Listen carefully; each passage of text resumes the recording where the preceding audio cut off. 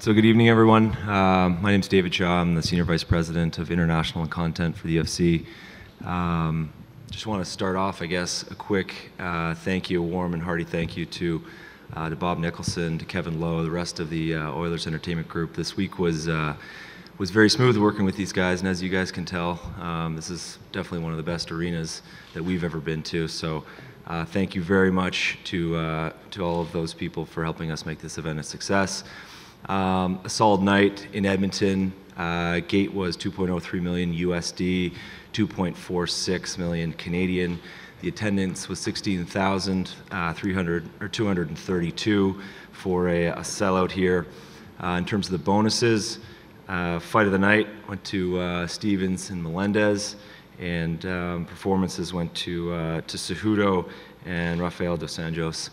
Had a few transports with Mitch Clark, Gavin Tucker, and Gil Melendez, open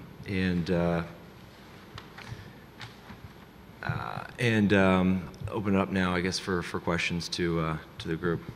And since you mentioned Gavin was transported, obviously, a ton of criticism of the non-stoppage by the referee in that fight. Can you just speak to it? Because I think a lot of people were worried about this commission, given the recent death of Tim Hague. Just what did you think about that? Was there any talks with the commission afterwards just about that, the referee's job in that fight? Yeah, I had a chance to chat with Mark Ratner briefly about it. I think his position was it might have been a bit late as well. I think he shared the same thoughts as maybe you're insinuating. So I guess, from our perspective, the commission's got a job to do. It sounds like they did their job. I don't know if we saw that referee again over the course of the evening. Gavin was a warrior, though. I mean, even in that last 10 seconds, you saw him sort of pounding his chin, I guess, projecting his strength. But he definitely took a beating. Yeah, and it seems like largely the rest of the night was okay. But is there any concerns about maybe seeing some improvement from this commission before coming back to this market again? I think, by and large, I talked to Mark as well. I mean, he's the best guy to provide that perspective. And he was very happy with the way that the week went. I think, as I mentioned to you earlier in the week, we've had discussions with them for quite some time. And so I think there's a relationship there between Reed and Ratner. I think in terms of whether or not we're going to come back and have another show in Edmonton, we'd love to, for a variety of reasons. But I think, from the perspective of the commission working closely with Mark and the rest of his team, I think, it's our view that they did a good job with us this week. And you just announced a sellout. Is it safe to assume then that there wasn't many refunds after the Demetrius Johnson-Ray Borg fight was called off? There was an inflow of refunds, I guess, yesterday morning. The nice thing was, I guess, due to the success of some of the events that we had this week, we had a large number of sales over the last 2 days, especially today, exceeding the number of refunds. So yes, there were refunds, but we had sales to overcome those. Awesome. And last thing, I don't know if you're aware of this or if you saw it, but it looks like a fan jumped the barrier and rushed the octagon, and I think it was the 5th round in the main event. Yeah. Do you have any idea what happened there? No, I didn't see that. On which side? It was on this side, closest to us on press row, so by the walkout area. Okay. Didn't see that. Cool.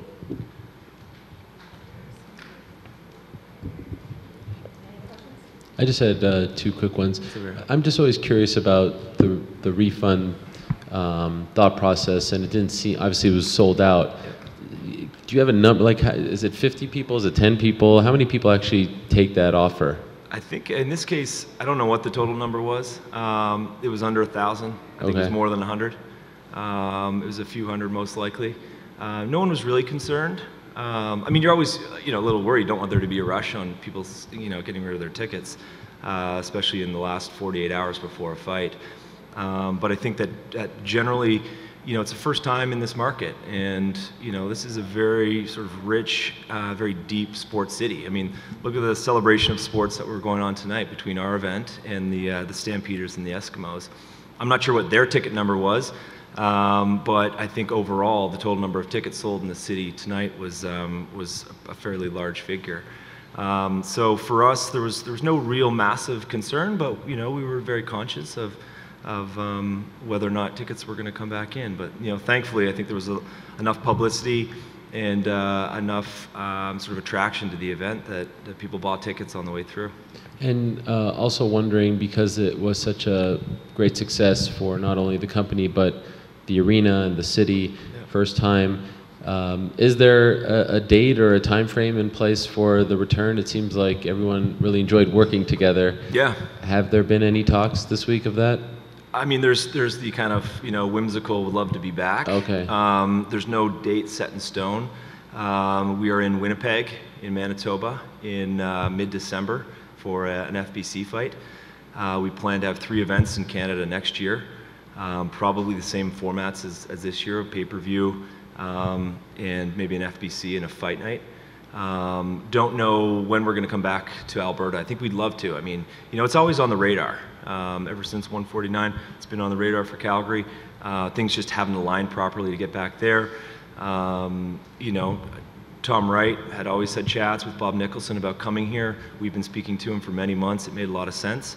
There's no doubt in my mind that we'll be back. I just don't know. We just don't, have a time frame yet. Okay. Yeah. And last quick one. It might be a little early, but I'm wondering if, just from a Canadian perspective, you've noticed maybe a reignition of the market with the return of GSP. Maybe that happens only when he returns, but have you noticed at all a greater interest in the product because he is soon to return?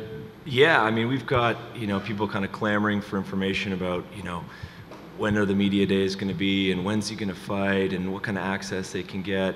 There's no doubt in my mind that having George back will be, I guess, a shot in the arm for the Canadian business. He's always been a fantastic ambassador of not only our sport and our brand, but I think Canadian athletics in general.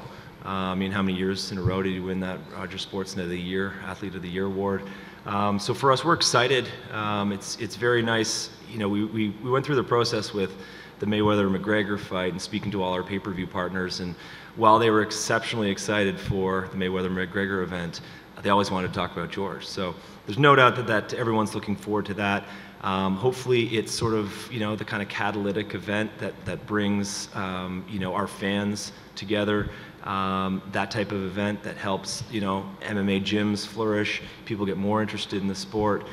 We sort of need to make sure that at a grassroots level, we're always doing whatever we can to make sure that the sport is growing. So there's no doubt that, it's going to be a great event having him back. I mean, even tonight we had practically had half of the Oilers.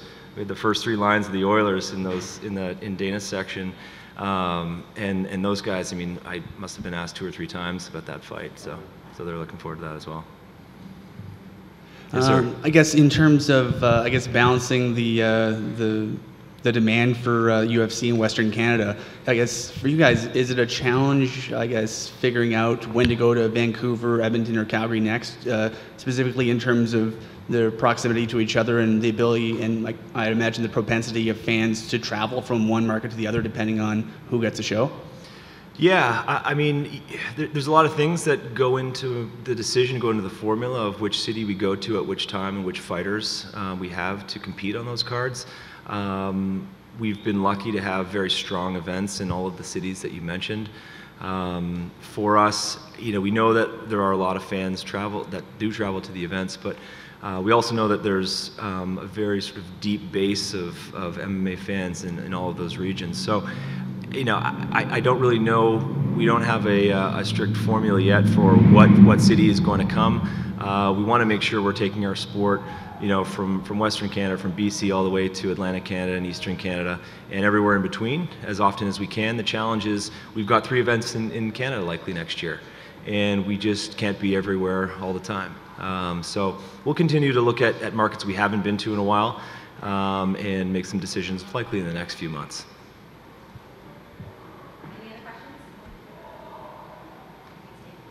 Thanks, everybody.